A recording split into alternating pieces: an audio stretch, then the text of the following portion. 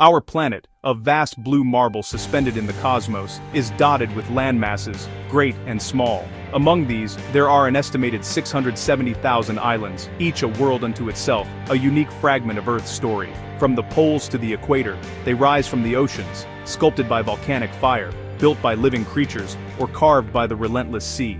Each one possesses a character all its own, a distinct ecosystem, and a history that can be as serene as a tropical lagoon or as turbulent as a stormy sea. It is a testament to the sheer diversity and wonder of the natural world. Today, on Tourpedia Uncovered, I invite you on a special journey. We will not be exploring the familiar shores of popular holiday destinations. Instead, we will venture to the fringes of the known world, to the outliers, the anomalies. We will embark on a countdown of the 15 strangest islands that exist on our planet. These are places that defy easy explanation, islands that challenge our very perception of what an island can be. Their stories are etched in their very soil, their shores whispering tales of the bizarre and the extraordinary. We will uncover islands shaped by human hands into impossible forms, and others ruled by creatures you would never expect.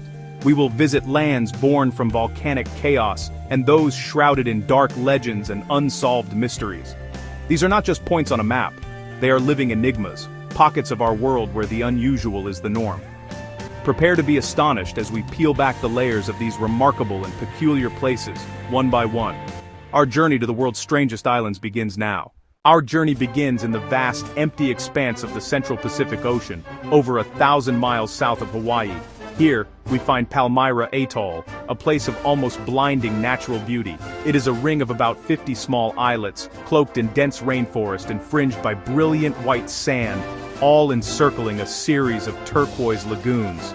This is one of the planet's last truly pristine marine wildernesses, a vibrant world of coral reefs teeming with a staggering abundance of life. Sharks, manta rays, and countless species of fish thrive in these protected waters, a rare glimpse of what our oceans once were. Yet, beneath this idyllic surface, Palmyra holds a darker, more unsettling reputation. It is an island that seems to resist human settlement. Legends of cursed pirate treasure, buried and lost, have swirled around it for centuries, drawing ill-fated adventurers to its shores. The atoll is uninhabited, save for a handful of scientists. And there is a palpable feeling of isolation, a sense that nature, and perhaps something more, remains firmly in control here. The air is thick not just with humidity, but with an unspoken history of strange occurrences and disappearances that have earned it the nickname, the Haunted Paradise. This eerie reputation was cemented in 1974 with a chilling event. A wealthy couple sailing their yacht, the Seawind, vanished after encountering another couple on the Atoll. Years later, human bones washed ashore, and a conviction for murder followed, though the full story remains shrouded in mystery. Palmyra Atoll thus presents a profound paradox, a place of breathtaking ecological importance in life, yet one forever marked by a history of darkness and death. It is a stark reminder that even in the most beautiful corners of our world, unsettling secrets can lie hidden just beneath the sand. We travel now from the Pacific to the Atlantic, off the coast of Brazil, to an island so dangerous that the Brazilian government has forbidden all human visitors. This is Ilha da Queimada Grande, more ominously known as Snake Island. From a distance, it appears as just another beautiful, verdant outcrop rising from the sea. But to set foot on its soil is to enter the domain of one of the most venomous snakes on Earth. This small, 110-acre island is the exclusive home of the golden lancehead viper. And they are not here in small numbers. Conservative estimates suggest there is at least one deadly viper for every square meter of the island. Some local accounts claim the density is as high as 5 snakes per square meter. Isolated from the mainland thousands of years ago by rising sea levels, the snake population here evolved in a unique way. With no ground-level prey, they adapted to hunt birds in the trees, developing a venom that is 3 to 5 times more potent than their mainland relatives, capable of melting flesh and killing a human in under an hour. The only sign of human endeavor is a lone automated lighthouse, but even this structure tells a grim tale. Legend has it that the last lighthouse keeper and his entire family met a horrifying end when snakes slithered into their home through the windows. Today, the island is a terrifying, yet fascinating example of isolated evolution. It is a living laboratory, but one where the price of entry is almost certain death, a fortress of nature where serpents are the undisputed kings. Our next stop takes us away from the coast, into the winding canals of Xochimilco, just south of Mexico City. Deep within these waterways is a small island, a special kind of floating garden called a chinampa. This island has become one of the world's most creepy tourist spots. La Isla de las Muñecas, which means the island of the dolls. This isn't an island that's naturally beautiful, but one that shows deep human sadness and a strange fixation. From the trees, from fences, and from small huts, hundreds and hundreds of dolls hang. Their plastic eyes stare blankly, their arms and legs are broken, and their bodies are covered in dirt and spiderwebs. The story starts with a man named Don Julian Santana Barrera. He was the only person living on the island and took care of it for over 50 years. The story goes that one day, Don Julian found a young girl who had drowned in the canal. Soon after, he found a doll floating nearby. He thought it belonged to her.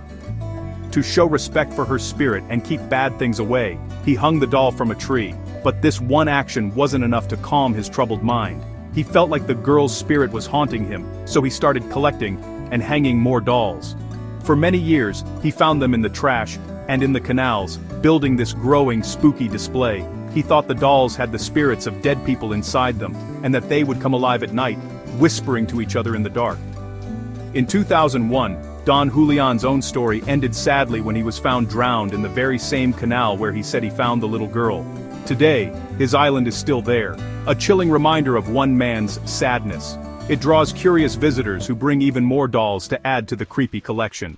We now journey to North America, to the St. Lawrence River in upstate New York.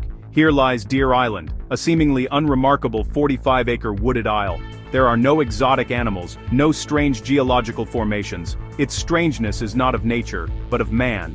This island is the private property of one of the most secretive and powerful organizations in the United States, the Skull and Bones Society of Yale University. This elite fraternity has counted among its members presidents, senators, and captains of industry. What exactly happens on this island is a subject of intense speculation and conspiracy theory, as the society is notoriously silent about its rituals and activities. Owned by the Russell Trust Association, the society's corporate shell, the island serves as a private retreat for its members, known as bonesmen. The facilities are said to be rustic, designed to foster bonding and a return to a more primitive state, away from the prying eyes of the outside world.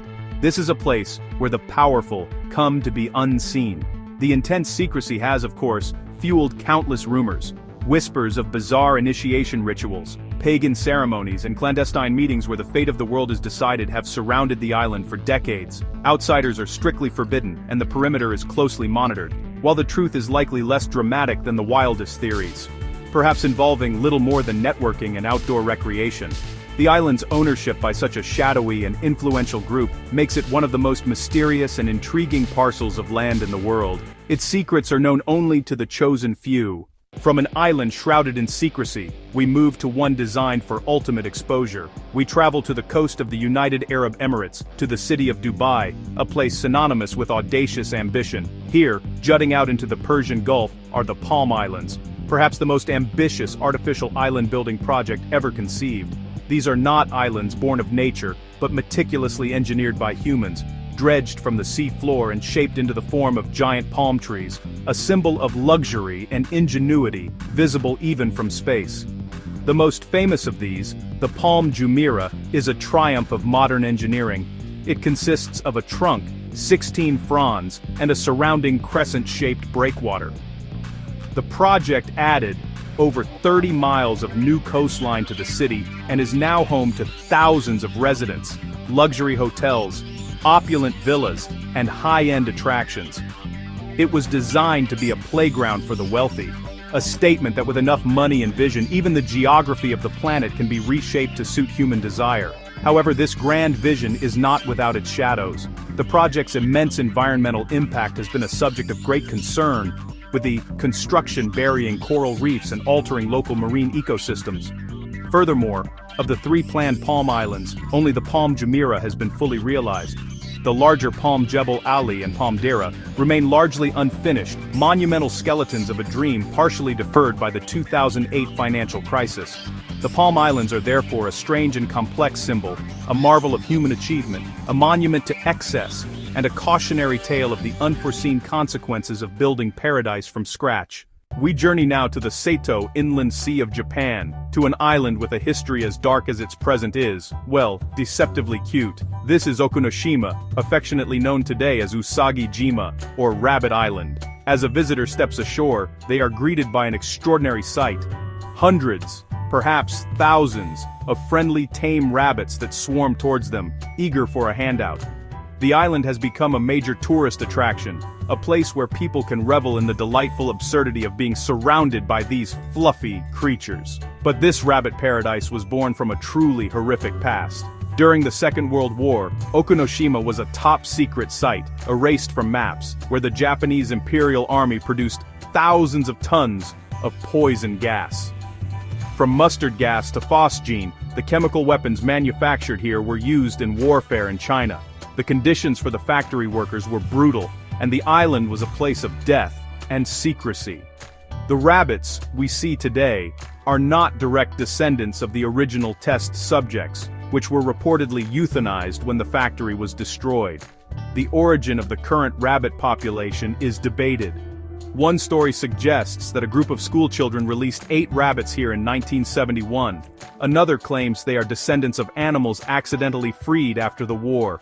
Whatever their origin, they have thrived in this predator-free environment. The island now exists in a strange duality. It is a place of joy and tourism, yet dotted with the derelict ruins of the gas factories, and a poison gas museum that serves as a grim reminder. Okunoshima is a powerful testament to nature's ability to reclaim and transform a place of profound darkness into something unexpectedly gentle. Our travels now take us high into the Andes Mountains, to the shimmering surface of Lake Titicaca in Peru. Here, we find not islands of rock or sand, but islands woven from life itself. These are the Uros Floating Islands, a man-made archipelago constructed entirely from the buoyant totora reeds that grow in the lake's shallows. For centuries, the Uru people have lived upon these floating platforms, a testament to incredible human ingenuity and adaptation to a unique environment. The construction of these islands is a continuous, living process. Bundles of dried reeds are layered in a crisscross pattern to form a thick, floating base, often several meters deep, which is then anchored to the lakebed with ropes and eucalyptus stakes. The top layer is in a constant state of decay from the water below, so the Uru must perpetually add fresh reeds to the surface. It's kind of like living on a giant, slowly composting raft. Everything here is made from reeds, their homes, their boats, and even watchtowers. This unique way of life originated as a defensive mechanism, allowing the Uru to move their homes to escape threats from more powerful mainland groups, like the Incas. Today, while their traditional fishing and bird hunting lifestyle continues, it is heavily supplemented by tourism. Visitors come to marvel at this floating world, to ride in reed boats, and to learn about a culture that has literally built its own land. The Uros Islands are a fragile yet resilient wonder, a community that floats, quite literally, upon the foundation of its own ancient traditions. We return to Europe, to the beautiful Bay of Naples in Italy. Just a few feet from the coast of Posillipo lies a tiny picturesque island known as Gaiola. It is, in fact, 2 small islets connected by a narrow stone bridge, forming a distinctive archway over the water. A small, abandoned villa sits on one of the islets, giving it a romantic, if lonely, appearance. But this beauty hides a dark and persistent legend. Locals believe the island is cursed, a place that brings misfortune and ruin to all who own it or live upon it. The chain of supposed misfortune is long and chilling, stretching back to the early 20th century. One of its first owners, a Swiss man named Hans Braun, was found murdered and wrapped in a rug. His wife drowned in the sea shortly after.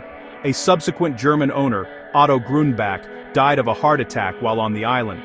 A pharmaceutical industrialist, Maurice Yves Sandoz, committed suicide in a mental asylum in Switzerland after purchasing it. Its next owner, a German steel baron, saw his industrial empire collapse. The head of Fiat, Gianni Agnelli, suffered the tragic deaths of many relatives after he bought the island. The litany of woe continues. The multi-billionaire Paul Getty bought the island, only for his grandson to be kidnapped. The last private owner, Gian Pasquale Grapponi, was jailed when his insurance company failed. Today, the villa is in ruins, and the island is the property of the government of Campania. Access is restricted, not just because of the crumbling structures, but perhaps also out of respect for its formidable and tragic reputation. Whether a curse or a string of terrible coincidences, Giolla Island remains a place that many Neapolitans would rather admire from a safe distance. From a cursed island to one of pure, joyful absurdity, we travel to the Exumas, a stunning chain of islands in the Bahamas. Among them is an uninhabited cay known as Big Major Cay, which has become world famous for a most unusual group of residents. This is Pig Beach, and, as the name suggests, it is home to a colony of pigs that have adapted to a rather luxurious beach-going lifestyle. These are not wild boars, they are domestic pigs, and their favorite pastime is swimming out to greet approaching boats, hoping for a tasty snack. The sight is utterly surreal. As boats near the shore, the pigs, ranging from large sows to tiny piglets, paddle out into the crystal-clear turquoise water, their snouts held high. They have become a major tourist attraction, with visitors flocking from around the world for the unique opportunity to swim with these friendly swine. The origin of the pigs is a mystery, wrapped in local folklore. One popular story claims they were dropped off by sailors who planned to return and cook them, but never did. Another theory suggests the pigs swam to shore from a nearby shipwreck, surviving and creating their own porcine paradise. A more practical explanation is that residents of a nearby island put them there in the 1990s to create a tourist draw. Whatever their true origin story, the swimming pigs of Big Major Cay have thrived.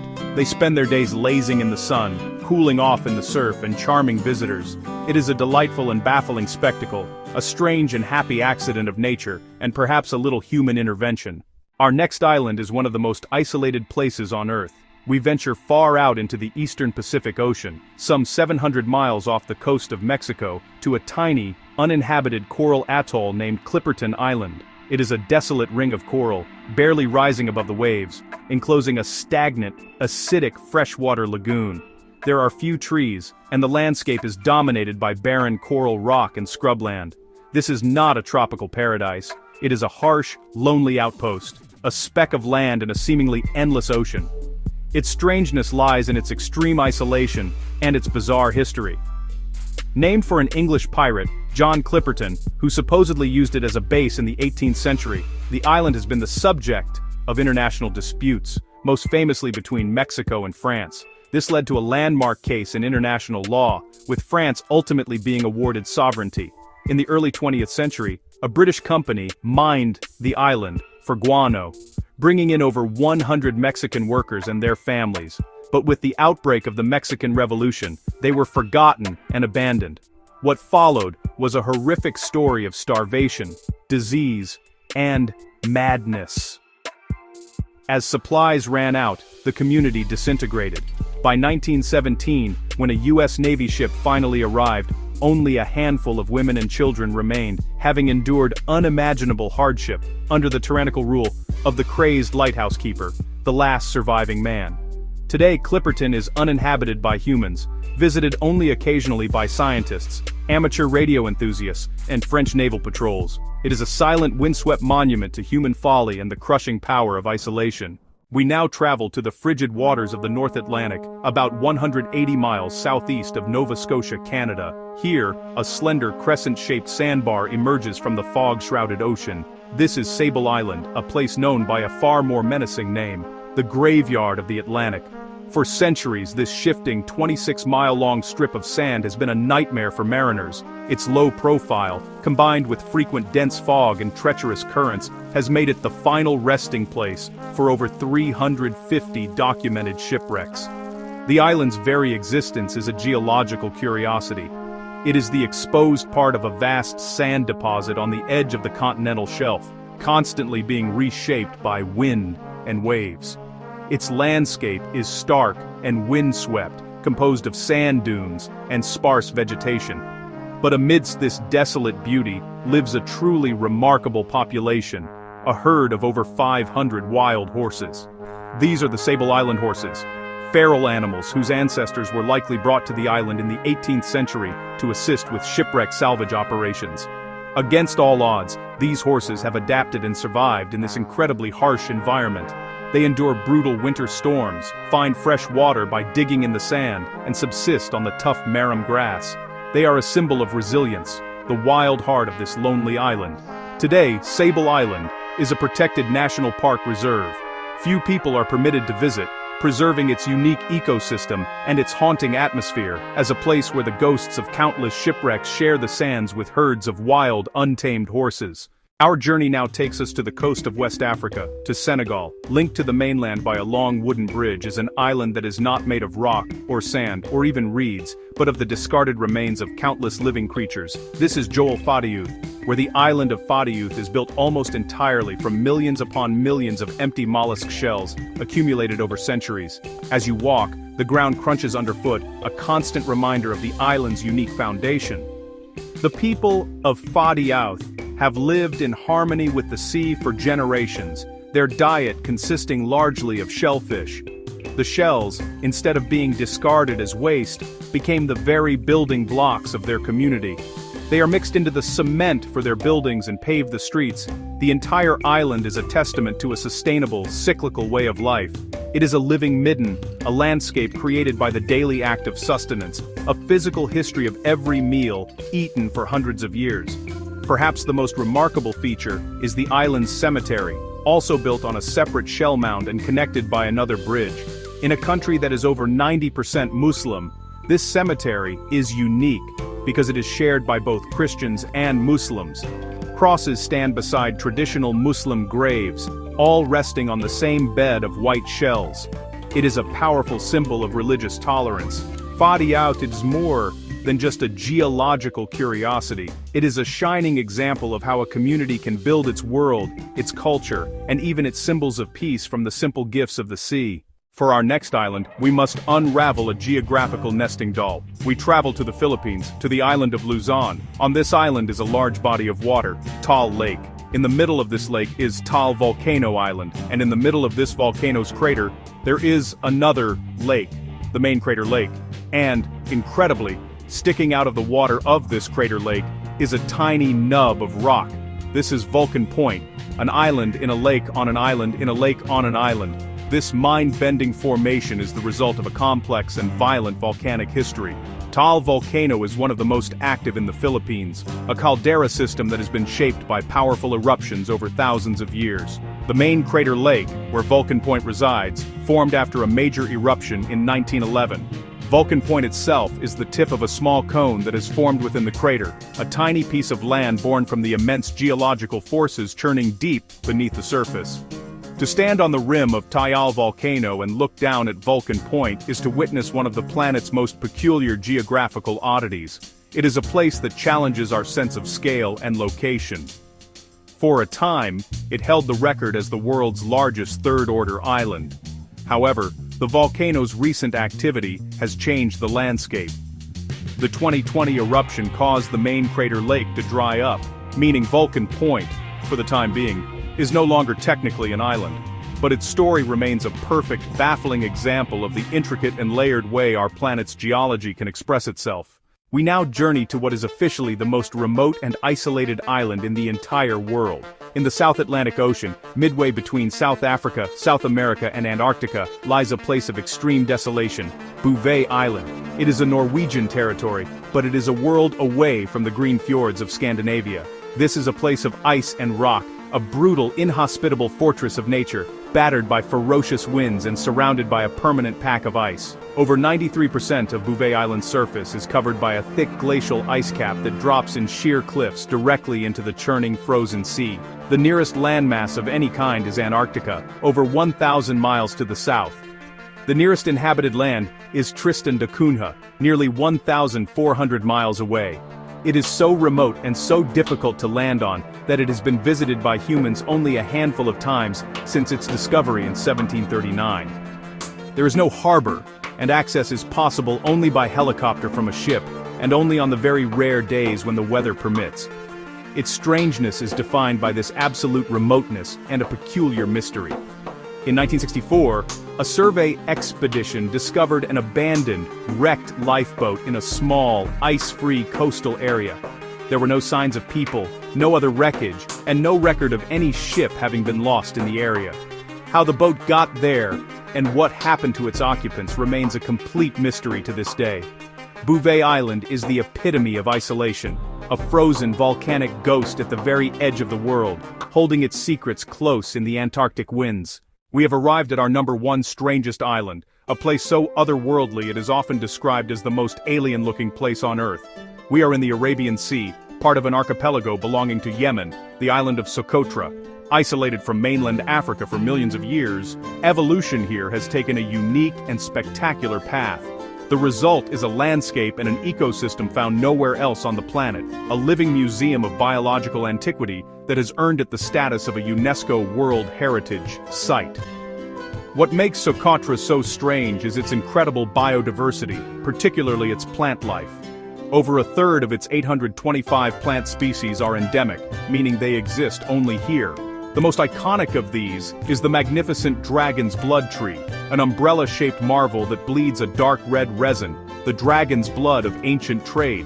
There are also the bizarre bottle trees, with their swollen, water-storing trunks and delicate pink flowers. The landscape feels like a science fiction film set, a lost world from another time. The island is also home to unique species of birds, reptiles, and insects. Its human inhabitants, the Socotra people, have their own distinct culture and unwritten language, having lived in harmony with this strange environment for millennia. Socotra is not just a strange island, it is a treasure chest of evolution. It is a fragile and precious jewel that reminds us that our planet still holds places of profound wonder and mystery, places that seem to have sprung not from the Earth we know, but from a dream of what it could be. It is, without a doubt, the strangest and most fascinating island on our list. From the haunted paradise of Palmyra to the alien world of Socotra, we have journeyed to the planet's most peculiar and astonishing islands. We have seen lands ruled by snakes and rabbits, islands built from shells, and those that exist only in the secrecy of powerful men. Each one is a testament to the boundless creativity of nature and the strange and complex ways that humanity interacts with it.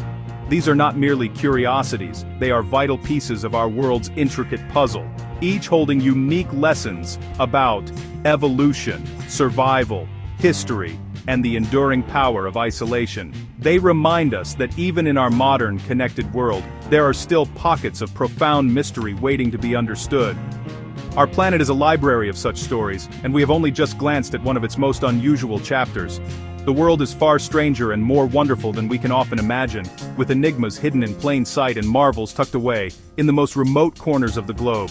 The impulse to explore, to understand, and to protect these unique places is one of the noblest parts of the human spirit. They challenge our perspectives and enrich our understanding of what it means to be a part of this extraordinary living world. Which of these islands did you find the most strange? Was it the cursed shores of Guyana, the swimming pigs of the Bahamas, or the geographical riddle of Vulcan Point? Let me know your thoughts in the comments below, and if you wish to continue exploring the most amazing facts and hidden wonders of our planet, be sure to subscribe to Tourpedia Uncovered and join us on our next journey of discovery. Thank you for watching.